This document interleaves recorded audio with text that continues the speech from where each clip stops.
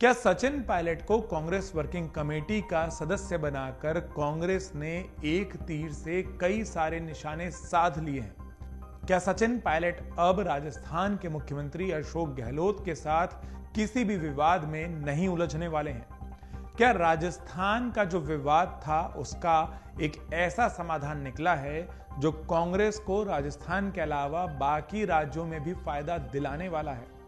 इस video report में हम आपको बताएंगे कि कैसे सचिन पायलट को कांग्रेस वर्किंग कमेटी का सदस्य बनाकर कांग्रेस ने देश भर में अपने लिए गुर्जर वोटों को साधने का प्लान बनाया है। सचिन पायलट का विधानसभा होने वाले जिन राज्यों में चुनाव होने हैं वहां पर किस तरीके से कांग्रेस फायदा उठाएगी, उस पूरी बात को जानने के लिए देखिए हमारी एक खास वीडियो रिपोर्ट।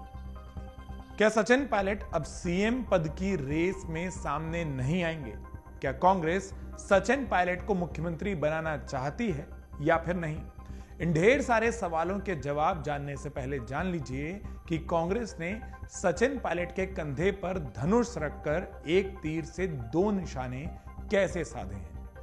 दरअसल कांग्रेस ने एक तरफ जहां पायलट को कांग्रेस वर्किंग कमेटी में शामिल कर उनकी नाराजगी को दूर करने की कोशिश की है, तो वहीं दूसरी तरफ गुर्जर समाज के वोटरों को साधने की भी कोशिश की है। कांग्रेस वर्किंग कमेटी में पायलट को शामिल कर कांग्रेस न केवल राजस्थान में फायदा उठाएगी बल्कि कई राज्यों के चुनावों में उनकी क्षमताओं का भी फायदा लिया जा सकता है। उधर कमेटी में शामिल होने के बाद सचिन पायलट भी आत्मविश्वास से लबरेज दिखाई दे रहे हैं। टोंक में 22 अगस्त को हुए कार्यकर्ता सम्मेलन में उन्होंने जो भाषण दिया उससे कार्यकर्ताओं और उनके गुर्जर समाज में खूब जोश भरा। इस दौरान पायलट ने टोंक से एक बार फिर चुनाव लड़ने के भी संकेत दिए। कार्यकर्ता सम्मेलन में पायलट काफी खुश नजर आ रहे थे और ये कांग्रेस पार्टी के लिए एक अच्छा संकेत है। कांग्रेस पार्टी सचिन पायलट की इन सभी खूबियों का फायदा उठाना चाहती है जो उनके सीडब्ल्यूसी वर्किंग कमेटी में शामिल होने के बाद ही कांग्रेस को अब मिलता दिखाई दे रहा है। दरअसल सचिन पायलट में वोटर्स को प्रभावित करने की क्षमता है। वर्किंग कमेटी के मेंबर के रूप में पायलट को शामिल करने के पीछे कारण उनकी वोटर्स के पैठ बनाना, उनको प्रभावित करना, ये जो क्षमताएं हैं इसका ध्यान रखा गया है। उनकी भाषण देने की कला को भी प्रमुख माना गया।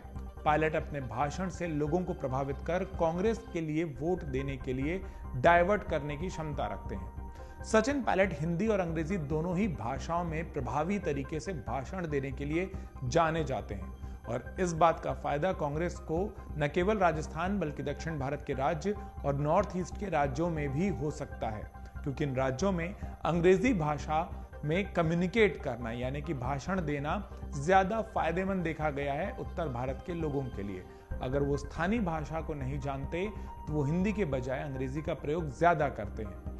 लिहाजा पायलट अंग्रेजी में अपने भाषण के माध्यम से मतदाताओं को अच्छे ढंग से प्रभावित करने की क्षमता रखते हैं। इन सभी क्षमताओं को देखते हुए हाईकमान ने पायलट को वर्किंग कमेटी के मेंबर के रूप में चुना है। अब सचिन पायलट का अन्य राज्यों में भी कांग्रेस फायदा उठाना चाहती है और मेंबर बनने के बाद सचिन पायलट की राजनीति राजस्थान तक सीमित नहीं होगी बल्कि वो राष्ट्रीय स्तर की हो जाएगी। कांग्रेस ने सचिन पायलट की क्षमताओं का लाभ उठाने की सोची है।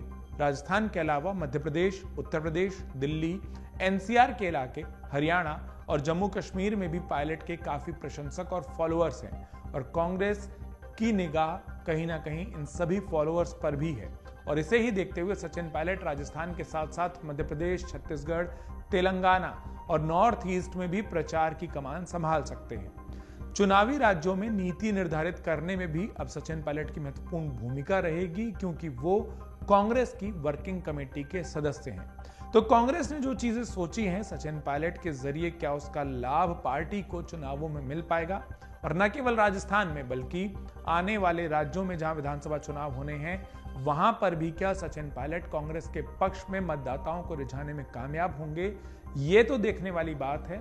लेकिन कहीं ना कहीं ये साफ जरूर हो रहा है कि सचिन पायलट को कांग्रेस वर्किंग कमेटी में लाकर कांग्रेस कई सारे समीकरणों को एक साथ साधने की कोशिश कर रही है। अमर उजाला अब आपके टीवी पर भी। अपने स्मार्ट टीवी पर YouTube पर सर्च करें अमर उजाला, चैनल सब्सक्राइब करें और देखें ताजा खबरें, वो भी HD क्वालिटी में। और हाँ, बेल आइकन दबाना ना भूलें ताकि हर खबर हो आपके घर। अमर उजाला, निष्पक्ष, निर्भीक, निरंतर।